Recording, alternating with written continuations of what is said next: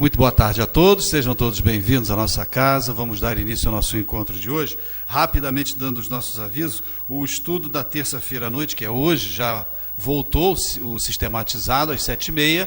Quem quiser participar, a casa está aberta para recebê-los.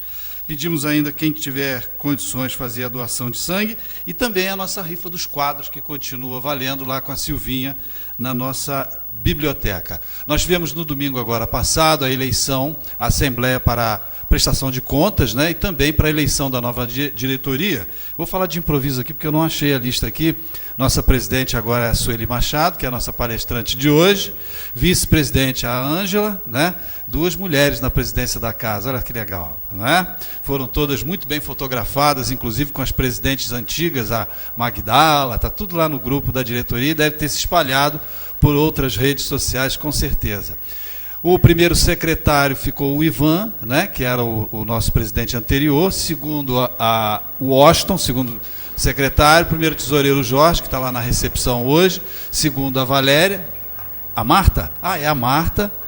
A Mara.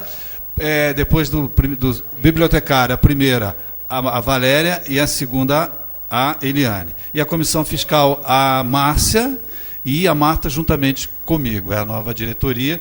Na nossa primeira reunião, a próxima reunião, os departamentos vão ser definidos, quem vai ficar tomando conta dos departamentos anexos à nova diretoria. A gente deseja muita sorte aqui à nossa irmã Sueli, naturalmente com o auxílio dos irmãos do alto, com certeza, né?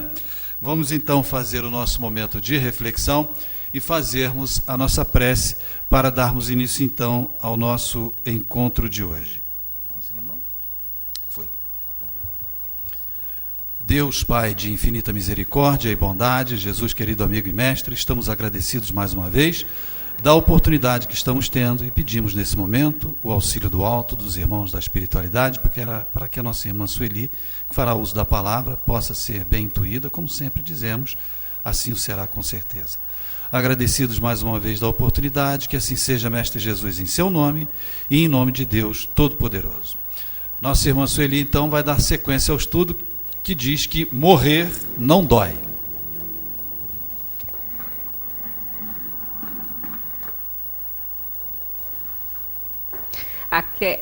Boa tarde para todos, né? Essa questão de presidente, né? Isso é só para empresas, né? Porque aqui é só para compor ali o conjunto, né? De irmãos aí que compõem essa diretoria, porque aqui todo mundo faz tudo.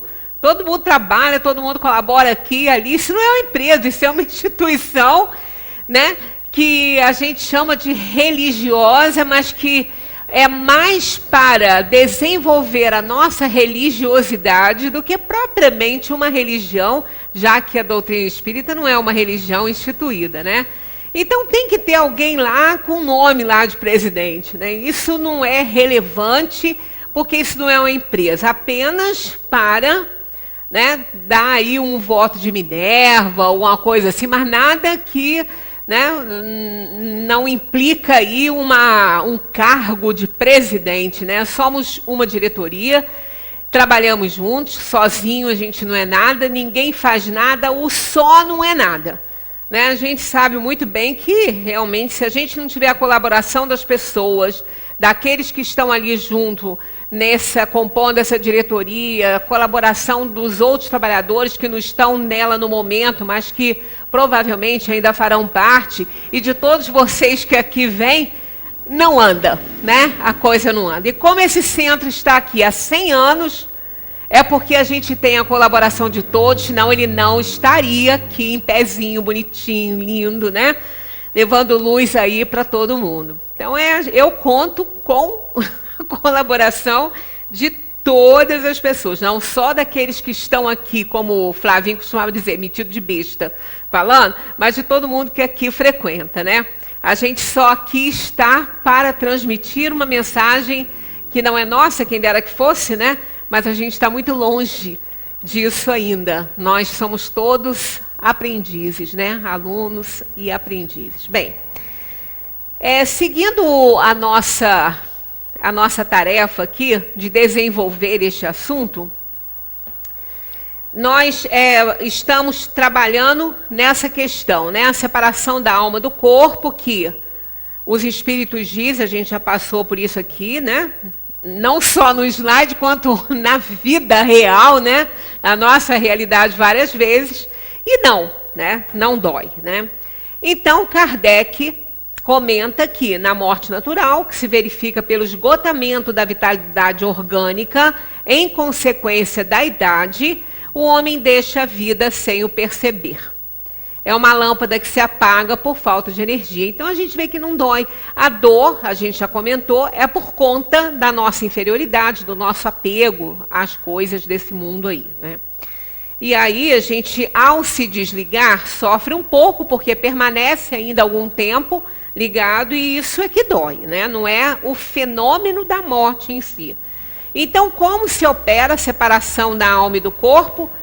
Também já passamos, só estamos fazendo aí um backupzinho, né? Desligando-se os liames que a retinham, ela se desprende. Os liames são os fluidos, né? Os aglomerados fluídicos do perispírito, que acionam os filamentos nervosos do corpo. Então, à medida que o corpo morre, não há mais como, né, ele retornar à vida, não tem como, isso aí contrariaria as leis de Deus, né, as leis da física, as leis da natureza.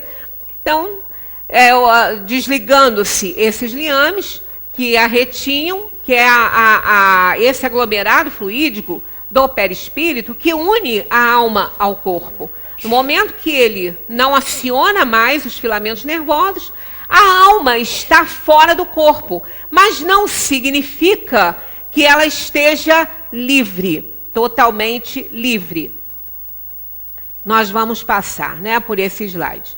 Então, a separação se verifica instantaneamente, numa transição brusca, ou há uma linha divisória bem marcada entre a vida e a morte? Perdão, não. Né, os espíritos estão a nos dizer que não. A alma se desprende gradualmente e não escapa como um pássaro cativo que fosse libertado. Os dois estados se tocam e se confundem, de maneira que o espírito se desprende pouco a pouco dos seus liames. Estes se soltam e não se rompem. Bem, já comentamos isso, não vamos parar aqui, né? Então, durante a vida, o espírito está ligado ao corpo pelo seu envoltório material ou perispírito. A morte é apenas a destruição do corpo e não desse envoltório que se separa do corpo quando cessa a vida orgânica. A observação prova que, no instante da morte, o desprendimento do espírito não se completa subitamente. Ele se opera gradualmente, com lentidão variável, segundo os indivíduos. A gente até comentou aqui a questão de Herculano Pires, que ele desencarnou, o corpo ainda estava no hospital, e ele deu uma comunicação no centro que ele frequentava, que ficava nos fundos da sua casa, para surpresa de todos, porque ninguém sabia nem que ele tinha passado mal, que estava na reunião. Só a família que não comunicou o fato, que ele não estava bem, ele foi ao hospital, mas ele faleceu lá. E aí ele mas ele disse que precisava voltar ao corpo para que os procedimentos fossem feitos pelos espíritos. Então, quando a gente fala assim, a gente morre sozinho, nasce sozinho e morre sozinho. Isso é no sentido desse mundo aqui, né? A gente chega aqui, não vem na companhia de ninguém, mas sim dos trabalhadores, não só do plano material, quanto do plano espiritual, né? A gente precisa do auxílio das pessoas, embora a gente sabe que muitas vezes a criança nasce ali tão fácil, né? Dentro da própria casa, com a mãe sozinha. As índias, né, costumam se isolar num cantinho para terem os seus bebês e elas resolvem o problema. Mas está ali a equipe espiritual que se encarrega dessas encarnações. Então, totalmente sozinho, ninguém está, nem na hora de chegar aqui, nem na hora de sair, principalmente na hora de sair, que nós somos sempre assistidos pelo nosso anjo da guarda, pelos espíritos encarregados disso, e também, não vamos esquecer, por aqueles que estão vinculados ao nosso campo de energia, que durante a vida, muitas vezes, a gente alimentou. Então, nem sempre, no momento da desencarnação, no momento da morte, nós estamos isentos daqueles com os quais nós nos comprometemos, sejam eles bons ou não. Então, vamos atentar para isso aí, vamos ver quais são as companhias que nós estamos convidando para seguir conosco nessa vida aqui, porque essas companhias estarão conosco no momento da nossa morte. Não tenhamos dúvida disso, não. Né? Sejam elas boas ou ruins. Se nós nos comprometemos com espíritos inferiores, não tenhamos dúvidas, eles estarão lá no momento da nossa morte também. Cobrando aquilo que a gente prometeu, com os nossos comprometimentos com eles, né? E com o bem também. A mesma coisa, todo o bem que fizemos, os nossos amigos espirituais, aqueles que foram beneficiados, também, não só a gente vai receber companhia daqueles que nós prejudicamos, quanto também daqueles que nós beneficiamos. Se o prato da balança pender para o bem, estaremos ótimos, mas se não, vamos precisar de muita ajuda e ela não vai nos faltar, né? Então, para uns, né, olha, é bastante rápido e pode dizer-se que o momento da morte é também o da libertação, que se verifica logo após.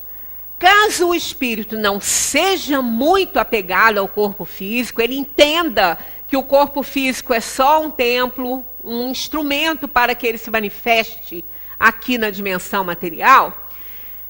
Caso aconteça isso, né, não é tão difícil de acontecer, a gente dá importância ao corpo, a gente cuida dele, ele precisa de cuidados, né, ele precisa ser respeitado, então a gente vai ter um desligamento mais rápido, porque a gente vai cuidar, vai respeitar, mas não vai dar a ele a importância maior que dá ao espírito. O espírito é que é tudo, é para ele que tudo acontece, né? Caso isso seja assim, nós vamos partir sem nenhum problema, seja qual for o gênero de morte. É bom lembrar aqui que o gênero de morte não caracteriza o desligamento mais ou menos rápido. Ah, mas eu ouvi dizer que nas mortes violentas, sim, isso aqui a gente vai ver aqui. Pensemos assim, é fácil de entender isso aí.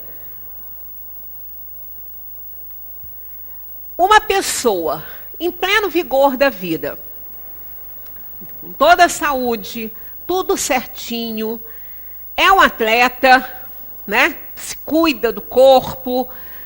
Atleta, entre aspas, que não precisa ser um atleta para cuidar do corpo e fazer tudo direitinho, não. Mas digo assim, dá importância aos exercícios normais, físicos, que são recomendados, a uma boa alimentação, não tem doença, não tem nada, mas por escolha que tenha feito, escolheu um gênero de morte trágica, né? Então, chegando o momento dele, o período dele, alguma coisa vai acontecer, alguém vai servir de instrumento para isso, ou não, né? Pode ser não um acaso, mas pode ser um incidente, né? Ou um acidente natural, alguma coisa que aconteça ali que vai levá-lo tragicamente. Exemplo, um carro, por exemplo, está na rua, seu motorista é cuidadoso, dono do carro, faz revisão normalmente, mas embora isso seja feito, não está isento esse carro de quebrar uma peça, mesmo fazendo a revisão direitinho. Está tudo certinho, igual a gente não faz check-up, a gente não vai, né? Eu tenho um parente que já desencarnou há muito tempo. Ele estava saindo de um consultório médico, tinha ido levar os exames para fazer. Ainda assim, o cardiólogo, como ele tinha umas coisinhas que não eram grandes, de grande importância, não era tão importante assim, mas ele tinha umas coisinhas assim no coração que o médico sempre estava acompanhando e tal. Mas aí, ainda assim, né, quando ele foi levar os exames, estava tudo certo, mas o médico no consultório ainda falou, ó, vamos arrematar aí com mais um examezinho aqui, um eletrozinho, para você ficar tranquilo. Pô, fez, estava tudo bem, estava tudo ótimo. Ele saiu do consultório, havia deixado o carro dele numa oficina para fazer uma revisãozinha também, foi até lá, estava super bem, sem problema nenhum. Aí pegou o carro, quando ele estava saindo da oficina, infartou e morreu ali, dentro do carro. Olha só. É um mal súbito, alguma coisa, deu uma parada cardíaca, alguma coisa ali aconteceu e ele então foi. Olha só.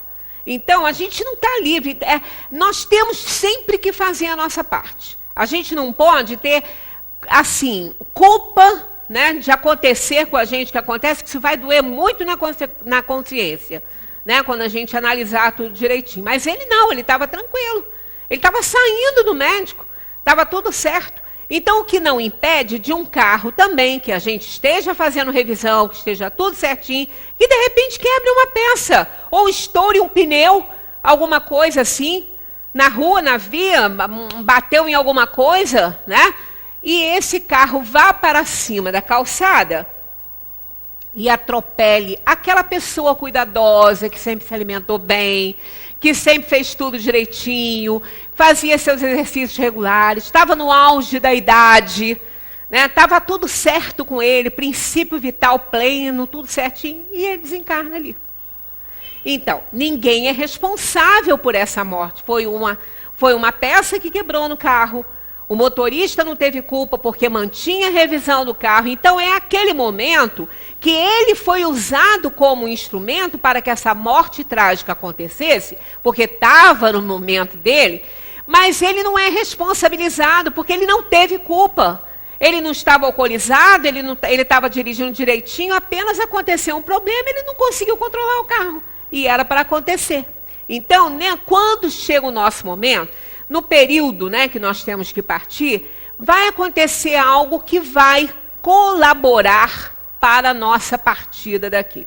Aí, vejamos, essa alma que estava encarnada nesse corpo, ela estava muito, né, acopladinha no corpo, o princípio vital normal, estava tudo bem. Aí é um pouco mais difícil? Claro que é. Mas se ele não for preso à matéria, se ele não tiver aquela simbiose com a matéria, de achar que ela é tão importante assim, se ele compreendeu que aquilo ali é apenas uma roupa, né, uma matéria temporária para que ele possa fazer o aperfeiçoamento dele nessa encarnação, os espíritos vão cuidar de desligá-lo. Não é tão simples quanto aquele que passou para a dimensão espiritual, por esgotamento dos órgãos, ele vai como uma luz que se apaga. Porque o princípio vital já quase não existia. O corpo não produzia mais.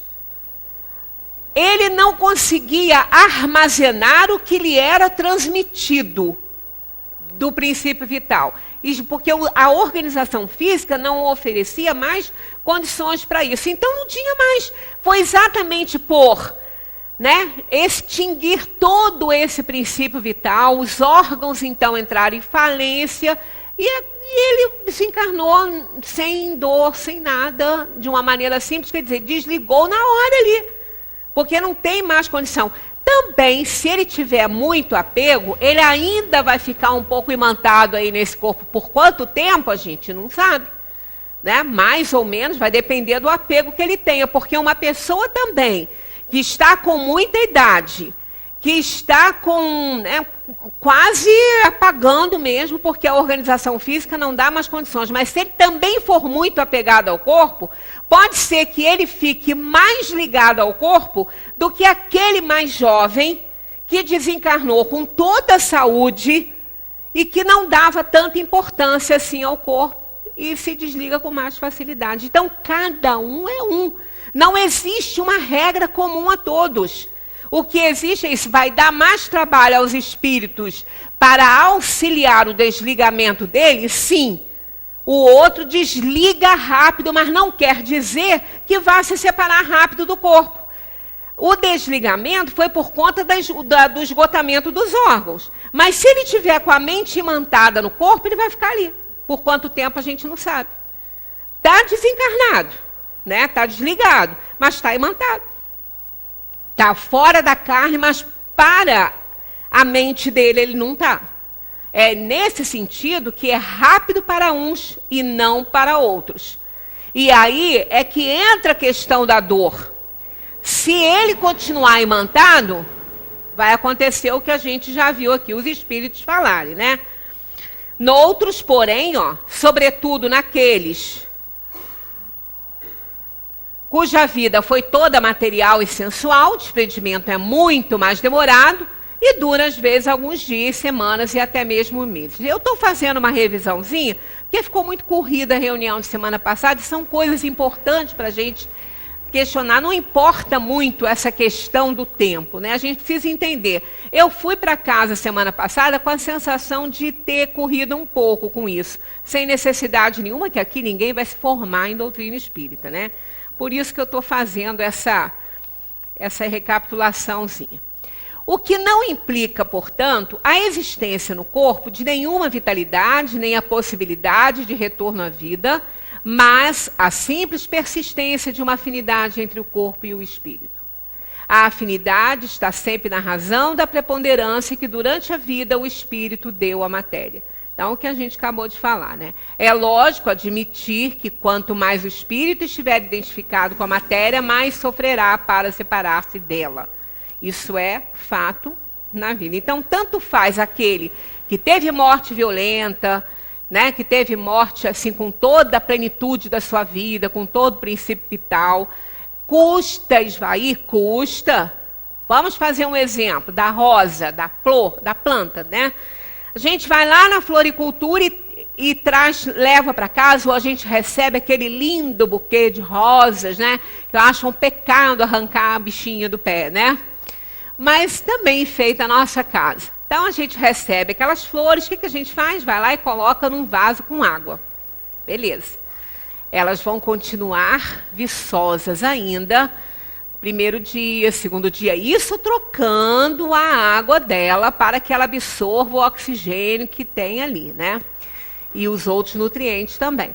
Então ela vai andando. Tem gente que bota até uns remedinhos que eles indicam também na floricultura para que ela permaneça. Isso porque o princípio vital está nela, ela foi cortada, mas ela está cheia de princípio vital.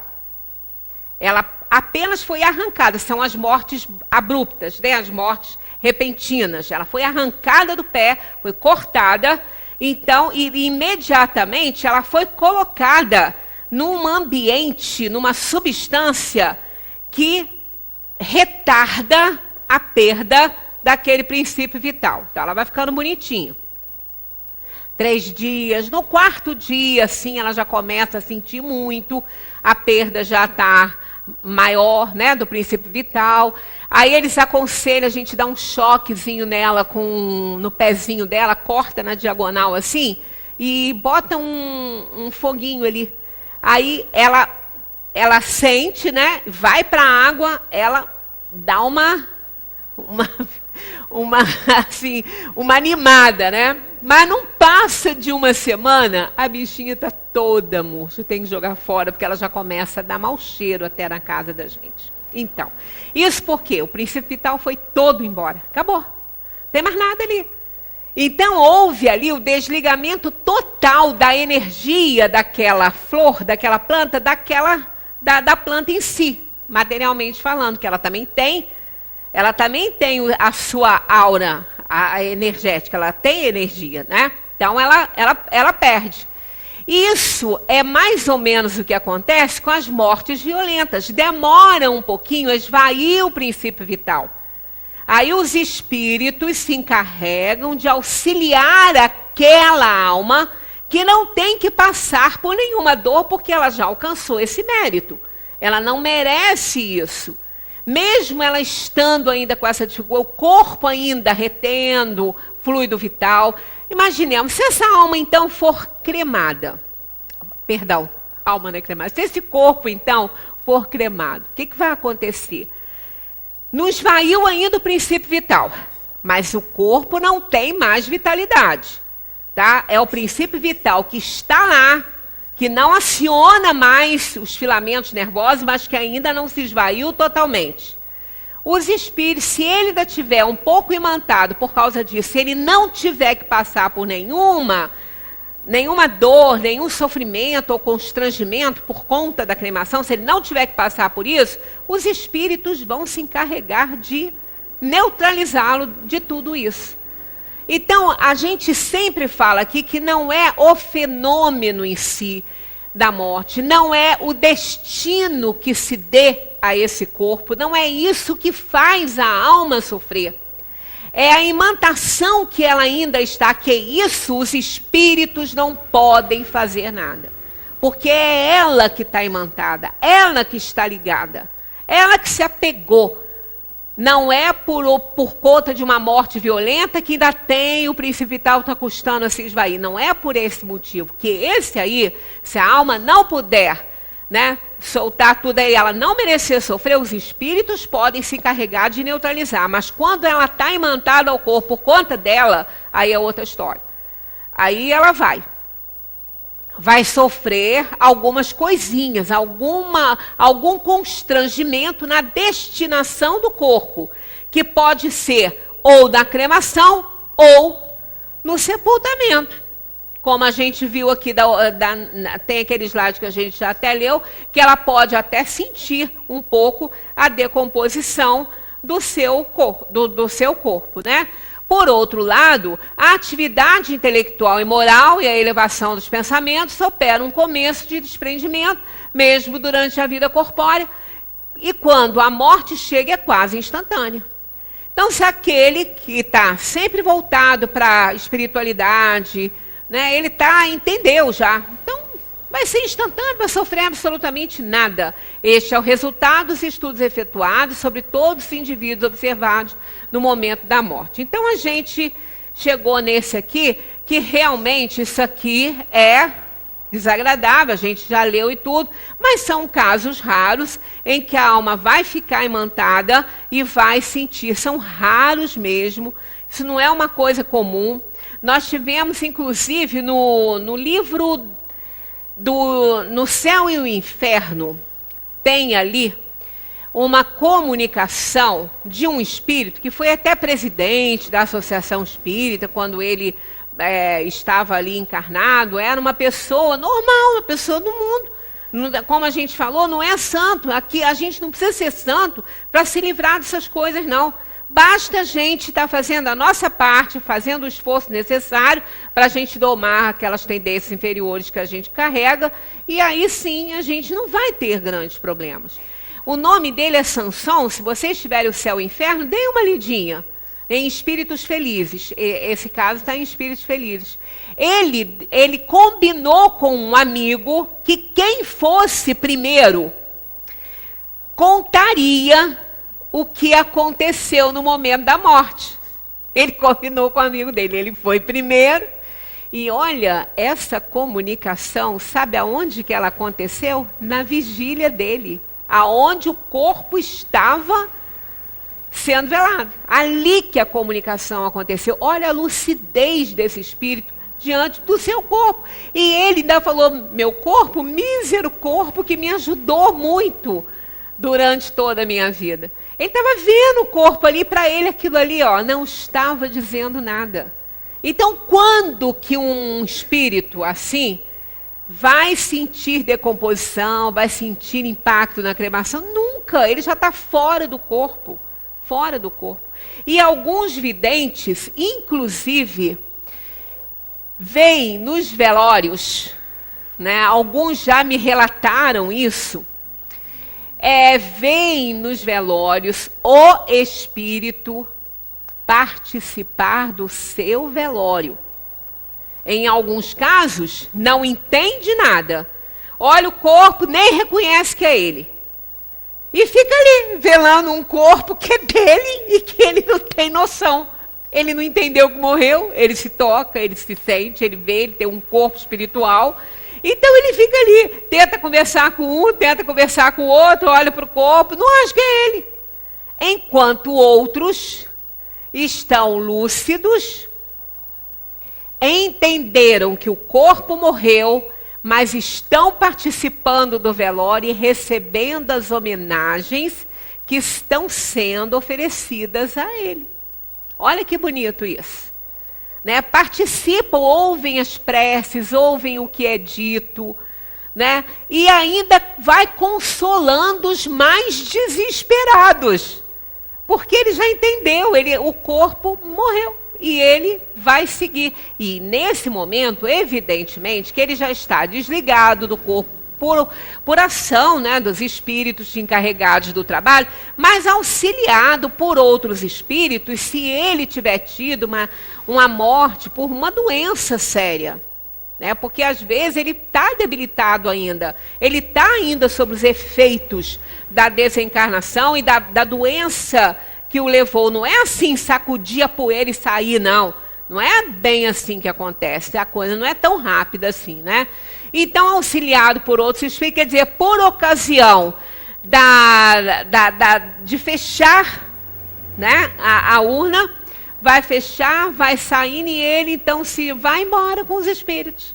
Então, olha que bonito isso aí. Alguns videntes veem isso. Né? E então, é fato.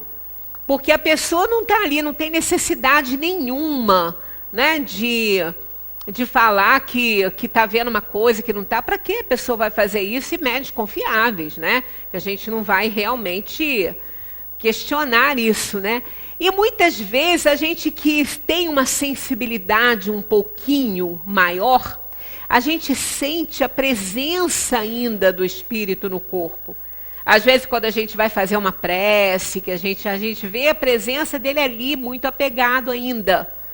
Né? Não é sempre que dá para sentir isso, mas às vezes a gente sente. E às vezes a gente chega para fazer a prece na hora do velório, e quando você se aproxima, você vê que não tem mais nada dele ali, ele está fora. O corpo está só a matéria que está indo para a destinação dela. Então, são coisas que a gente pode alcançar esse nível? Evidentemente que sim. Claro que sim. Basta isso, fazer a nossa parte, né? Obedecer às leis na medida das nossas possibilidades. Os espíritos conhecem o nosso nível de evolução. Eles sabem quando a gente não está fazendo as coisas direito, porque a gente não quer. Porque a gente já pode, já entende. Eles sabem disso. Então, não vamos dar uma assim, inocente nessa história. Os espíritos conhecem quem somos. Eles não estão vendo a vida que a gente está levando aqui a troco de nada. Eles sabem o que a gente está fazendo, o que a gente poderia fazer. Então, aquele que está dentro da sua possibilidade, dando o melhor de si, é o óbolo da viúva. Se você não tem conhecimento ainda para você oferecer, né, grande sabedoria, ofereça toda a que você tem. Claro que muitos vão oferecer muito mais, porque tem muito mais condições. Mas vamos pensar no óbolo da viúva.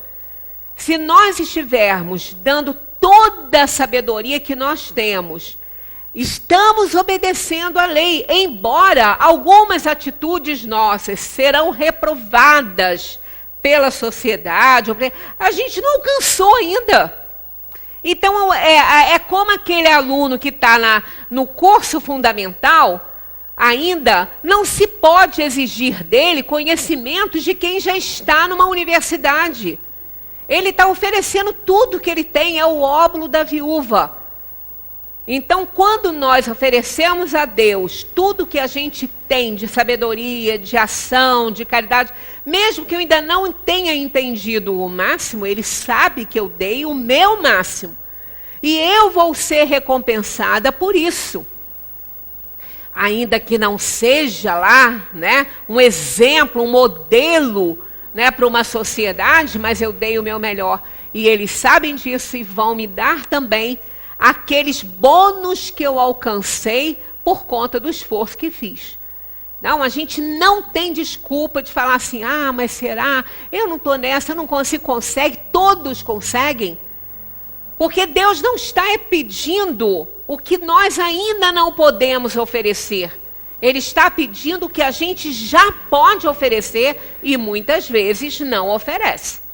Então, todos nós podemos alcançar uma morte tranquila, seja ela trágica ou por doença ou por esgotamento, não importa, como a gente falou, o gênero de morte não importa para a felicidade, a tranquilidade desse espírito nesse momento. Não, o gênero de morte não. Porque se ele não precisar de passar pela dor e pelo sofrimento, ele não vai passar. Contei a história do rapaz que morreu afogado lá. Né? Que os amigos que viram não conseguiam dormir. Lembrando daquela cena, só depois da psicografia que Chico fez e ofereceu à família, que eles respiraram tranquilos, agradeceram a Deus aquela bênção, né, dada ao rapaz. Ele não merecia passar por aquilo, então ele não sofreu aquilo que eles acham que ele teria sofrido. Portanto, nós precisamos confiar, a gente precisa confiar em Deus, fazer a nossa parte. Façamos a nossa parte, façamos aquilo que está no nosso controle, porque o que não está, Deus vai compensar. Vai enviar aquele que pode fazer. Nós não podemos ignorar o anjo da guarda. A gente sempre fala isso, porque as pessoas ligam o anjo da guarda a uma criança. As crianças não, nós temos um espírito protetor superior a nós, ao nosso nível de evolução, porque ele tem que ser, ele não pode ter as nossas inferioridades, senão não pode nos aconselhar, que nos acompanha e fica conosco após a desencarnação, na erraticidade continua conosco, e às vezes é ele mesmo que ainda vai permanecer junto de nós nas próximas encarnações. É trabalho para ele isso. É trabalho. Os espíritos não vão para a dimensão espiritual ficar volitando no meio dos carneirinhos, né? No meio daqueles jardins do Éden maravilhoso. Não, eles vão trabalhar duro. Nós vamos trabalhar muito. Não vamos achar que aquela frase, ah, que bom, morreu, descansou. Isso é a pior bobagem que a gente pode falar ou ouvir. Não façamos isso, porque não tem nada de descanso. Aí vocês podem estar falando, meu Deus, mas será que eu ainda vou... Não, é diferente. A alma que resgatou na sua vida, ela não vai ter mais as dores daquela doença dela, ela vai descansar. Né? Aquele que passou por aquele câncer longo, ou mesmo pelos problemas morais, porque aquele que morreu na calçada porque o carro quebrou, não teve tempo de ter uma doença, um câncer, nada que fizesse ele sofrer. Mas quem disse que a vida dele era totalmente feliz? Se ele renasceu aqui, teve um tempo aqui, ele precisava de resgatar. Gente, e resgate é pagamento de dívida, e isso é sempre um problema para a gente. Né? São muitas vezes sofrimentos morais. Não estão ligados a um sofrimento físico, mas está ligado a um sofrimento moral. Na família, ou não com ele, mas com quem, com os seus afetos, né, com os seus amores, quer dizer, isso é um sofrimento. Então, aquele que consegue resgatar, e quem consegue resgatar é quem não fica reclamando, porque quem reclama diz que Deus é injusto, né? Está mandando esse sofrimento para mim como se Deus estivesse jogando um joguinho lá de dado. Aí falava assim, ó, Sueli é o número 3. Se eu tirar 3 aqui, eu vou mandar essa doença para ela. Claro que isso não é assim, né? Não vamos achar que Deus seja aquilo que a gente pensa dele, porque não é. Nunca vai ser. Nós estamos muito longe ainda de fazer considerações verdadeiras a respeito de Deus, né? Nós estamos para Deus como os animais estão para nós. Olha, segundo os espíritos, essa é a equivalência. Então, a gente está muito longe, né? porque os animais estão muito longe da gente. Embora algumas atitudes deles pareçam melhores que a dos homens, mas é porque eles são instintivos, e nós não. Nós somos espíritos que agimos por conta das decisões que tomamos pelo nosso livre-arbítrio, com conhecimento de causa. Os animais não. Os animais são instintivos. Então, por isso, eles nunca vão errar, né? Então, nós estamos muito longe ainda do Criador, a gente está muito distante. Mas não é por isso que nós não vamos receber tudo aquilo que a gente tem que receber por conta dos méritos alcançados. Sejamos, então, obedientes à lei, só isso. Né? Fazer aquilo, né? Valéria fez aqui uma palestra sobre a colocação de Santo Agostinho, né? Para que a gente possa se conhecer, porque conhecer a verdade, ela nos libertará. Conhece-te a ti mesmo. Para a gente se conhecer, a gente precisa de reflexão sincera, saber exatamente onde que está errando, o que está fazendo que não está certo. Então é só perguntar para a gente mesmo. Fiz alguma coisa hoje, assim no finalzinho do dia, na hora que nós vamos nos entregar ao sono do corpo, porque o espírito não dorme, que a gente faça aquela reflexão. Como é que foi meu dia hoje? O que eu fiz? Tudo que eu fiz, eu achei certo? Eu gostaria que fosse feito comigo, tudo que eu fiz? Se tiver uma coisa ou outra que eu tenha feito e que não gostaria que fosse feito comigo, ali tem um erro. Eu não posso repetir isso no dia seguinte. E é bom que no dia seguinte eu faça esse resgate.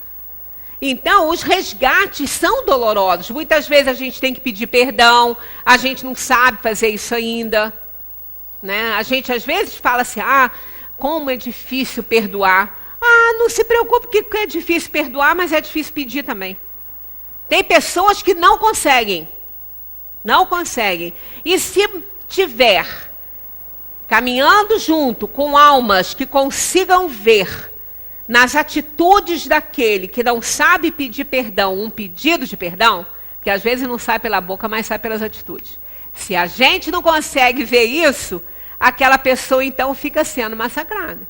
Mesmo que ela esteja fazendo algo que demonstre o seu pedido de perdão. Então, às vezes, a pessoa não consegue. Né? É difícil. Então, os resgates não são assim tão simples. São resgates complicados.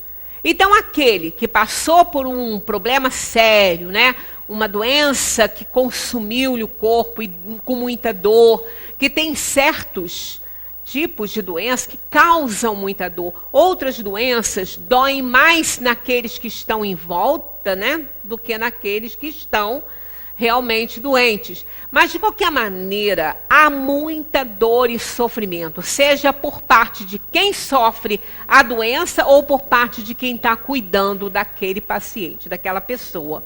Então, há sempre muita dor nos resgates. Quer dizer, se a alma estiver passando com coragem, né, e com confiança em Deus, e certo de que está tendo a oportunidade de pagar uma dívida, que ela não reclame do que ela está passando, essa dor, ela não vai mais passar na dimensão espiritual. Dessa, ela vai descansar. Aí, essa frase é válida, né? Aquele que passou por uma doença muito dolorosa, morreu, aí o outro fala assim, ele descansou. Da doença, se ele tiver passado por ela de forma resignada, ele realmente, ele vai descansar. Ele limpa o seu perispírito, e que não tem mais aquela mancha, então daquele mal ele não sofre mais. Mas ele não vai ter uma vidinha, né? Tão tranquilinha assim, porque ele vai trabalhar. Ele tem outras coisas a resgatar, que ele vai começar a fazer o plano reencarnatório, que não é feito na hora que a gente desencarna. Sim, ele começa a ser feito na hora que termina a perturbação pela morte, né? Então, a separação definitiva entre a alma e o corpo pode verificar-se antes da cessação completa da vida orgânica? Pode, como foi aquele caso do rapazinho, né, que pulou na água lá, que caiu, e aconteceu em casos de doença também.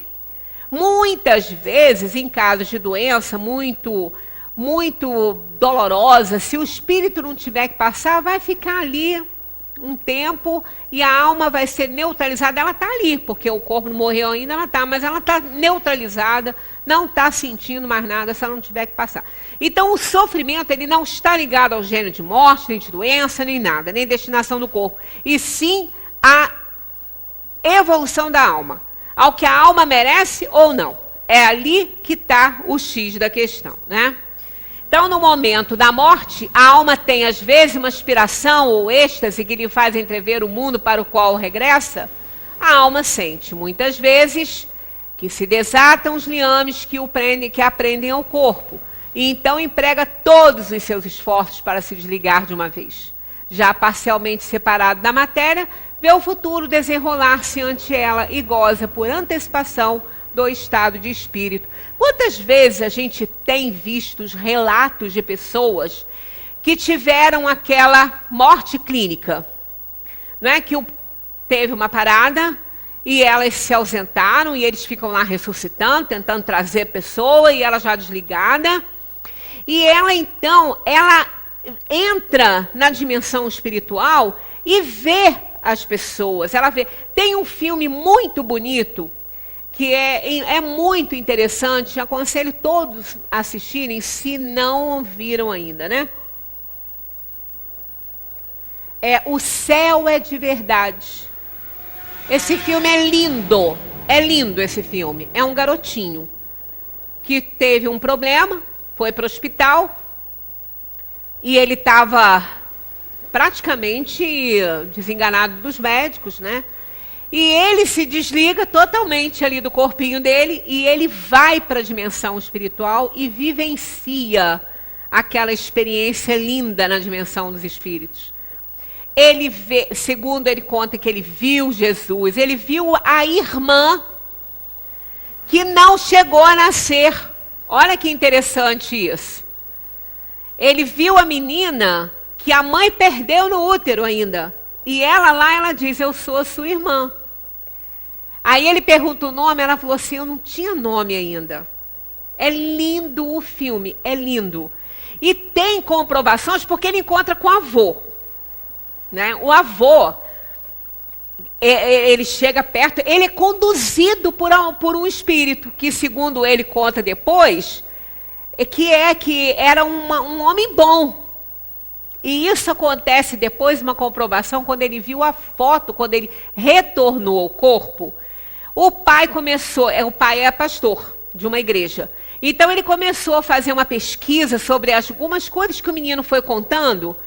E aí aparece uma figura de Jesus na tela do computador, pintado por aquela menina, a Kiane, que ela é uma jovenzinha, a mídia já fez reportagem com ela levanta acho que 4 e pouco da manhã para pintar. E essas telas são vendidas para uma assistência social, ela não fica com nada. E ela pintou a figura de Jesus. Ela disse que foi assim que se apresentou para ela pintar. É como se ela falou que ela pinta como se ela estivesse vendo outra tela pintada. E aí esse Jesus, ele é moreno, ele não é louro, mas tem olhos claros. E isso não era comum entre os judeus, né? O moreno sim, mas os olhos claros. Mas na tela que apareceu para ela pintar, ele tinha um cabelo mais curto, era moreno e tinha olhos claros. E aí quando o menino passa pelo pai assim, que ele olha a tela do computador, ele fala assim, pai, esse que é o homem bom que me levou para conhecer minha irmã, meu avô. A coisa mais linda, o filme é belíssimo. O Céu é de Verdade. Aí e é natural. Aí o pai dele fala assim, mas você viu o seu avô? Mas olha, é aquele ali que você viu? Ele falou, não, aquele não foi aquele que eu vi o meu avô. Ele falou, não, mas esse aí é a foto do seu avô. Ele estava mostrando, pai, a foto do avô quando morreu, bem velho. Aí ele falou, não, mas não é esse que eu vi. Não foi esse que falou que era meu avô. Aí o pai vai lá nos guardados, lá numas caixas que ele tinha, acha uma foto do avô jovem. ainda. Quando ele era pequeno, ele acha uma foto do pai dele quando ele era pequeno. Aí ele mostra para o menino, por um acaso foi esse aqui que você viu? Ele falou, esse que eu vi, esse é o meu avô. Então, olha, o menino de 6 anos, não ia inventar aquelas histórias, né? E verdadeiras, porque foram constatados os fatos, né?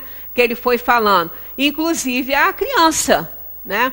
Que ia ser irmã dele, que ele não sabia que a mãe dele, ele era uma criança de 6 anos, sabia. A mãe dele teve uma gravidez interrompida, ele não ficou nem sabendo disso.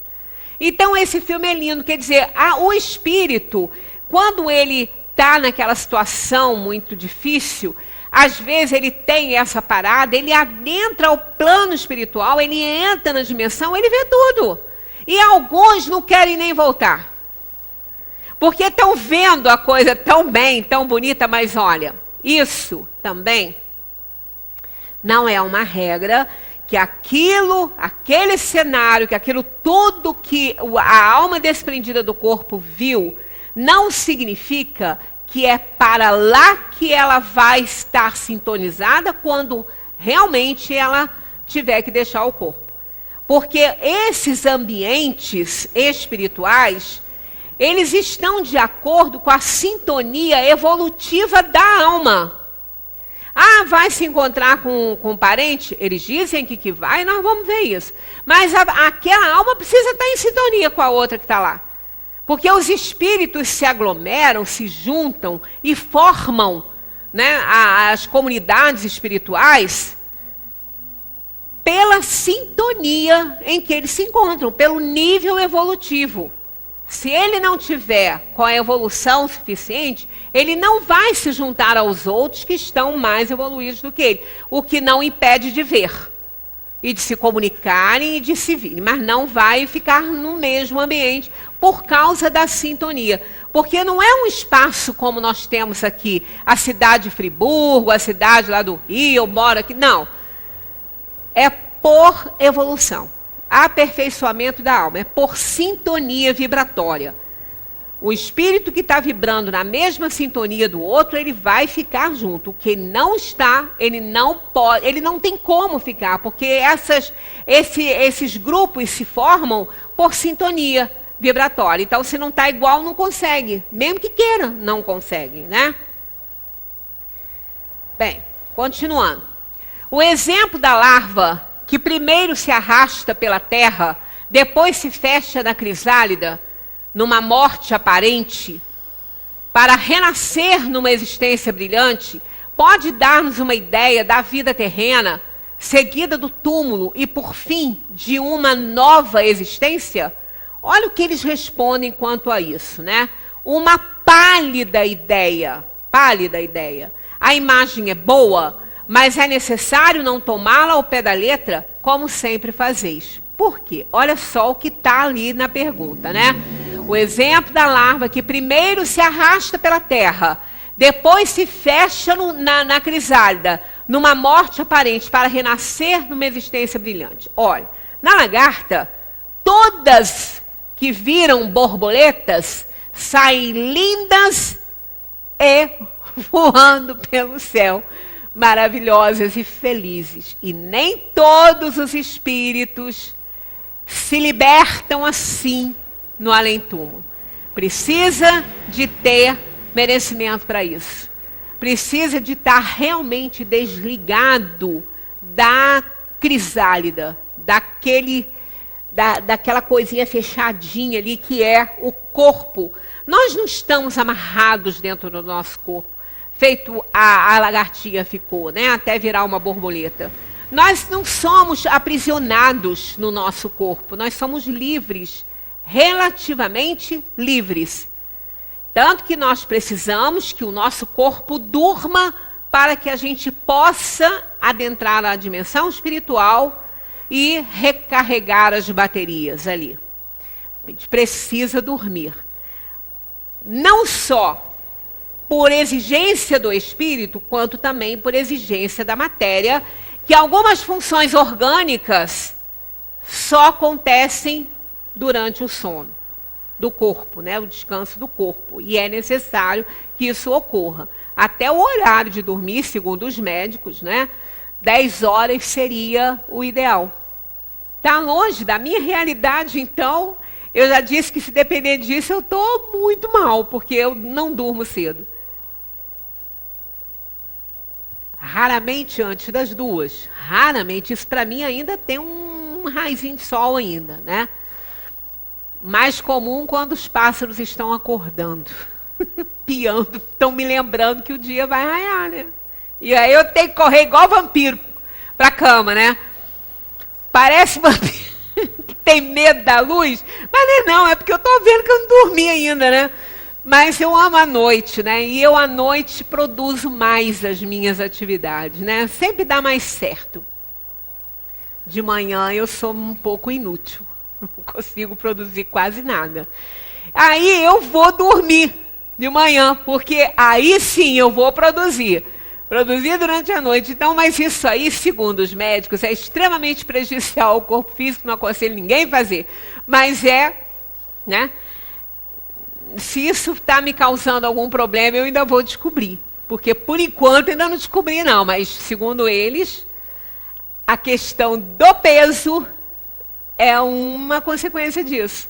Né? Que um médico meu em Niterói, ele falou, esse problema seu de peso é uma consequência do horário que você dorme. Porque isso conta muito. Se você deitar mais cedo, 10 horas... Quando ele falou 10 horas, me deu uma coisa assim por dentro que eu falei, doutor, 10 horas, se eu estiver deitada, é porque eu estou assim na caixinha. Gelada, dura, para ser sepultada. Ele riu muito, ele falou, mas sério mesmo? Eu falei, sério, sim senhor, 10 horas? 10 horas o sol está no auge para mim. É a hora que eu estou com a maior atividade, o maior gás. Ele falou, então vai ficar gordinha para o resto da vida. Eu falei, bom, se isso não matar, né? Não contribuir para depois eu ainda ter que responder por isso, né? Ele falou, não chega a esse ponto. Mas é isso. Então, a alma precisa se libertar. Ela não está aprisionada no corpo como a lagartinha ficou aprisionada lá dentro do casulo. E quando eu sair desse corpo, eu só vou voar como linda borboleta aí, se eu merecer, se eu tiver evoluída, se eu tiver feito toda a minha parte. Por isso é que essa ideia é pálida. Não é bem assim. Antes fosse, né? Aquele que saísse do túmulo ali voando, né? Que maravilha. Só que vamos cair na real, que isso não é tão romântico quanto parece. Pode não doer, mas também não quer dizer que seja tão fácil assim, né? Mesmo fazendo a nossa parte. Bem, vamos mais esse aqui, vamos encerrar, que já estamos na nossa hora, a gente parte desse aqui, ó. Que sensação experimenta a alma no momento em que se reconhece no mundo dos espíritos? Isso aqui a gente vai comentar semana que vem. Só para ler, para fazer dever de casa, né? Pra saber onde vocês vão partir. Olha só, depende. Isso aqui, ó. O verbo depender é tão constante, é tão usado pelos espíritos nessas questões. Isso porque não existe uma fórmula para todo mundo, né? Depende, ó. Se fizeste o mal com o desejo de fazê-lo, estarás no primeiro momento envergonhado de o haver feito. Para o justo, é muito diferente. Ele se sente aliviado de um grande peso, porque não receia nenhum olhar perquiridor. Isso aqui a gente vai comentar semana que vem, porque isso aqui dá um congresso, né? Isso aqui, ó, isso aqui rende, tá? Principalmente, ó, vergonha. Antes fosse só isso. Antes fosse só ficar envergonhado. Mas essa situação pode render. Não fica só na vergonha, não, tá? Fica muitas vezes na dor e no sofrimento. E que muitas vezes ele vê o seu explorado, né? Cobrando coisas dele o tempo inteiro. E ele acha que é realmente aquele espírito que ele prejudicou e fica pedindo socorro para os outros que o estão assistindo para livrá-lo daquele, digamos, entre aspas, encosto, né? Só que não. Porque aquele espírito não pode nem estar ali. Pode ser ele? Pode. Mas ele pode já estar numa dimensão muito melhor. Mas é a própria consciência dele que projeta a imagem. Ele acha que o espírito está ali cobrando dele, mas não, é a consciência dele. Então, não vamos achar que fica só na vergonha, não, porque não fica, não. Muitas vezes é desesperador. Mas isso vai ficar para a semana que vem, né? Foi só aí uma palhinha do que espera a gente para as próximas reuniões. Muita paz para todos. Que a gente continue aí estudando essa doutrina de amor.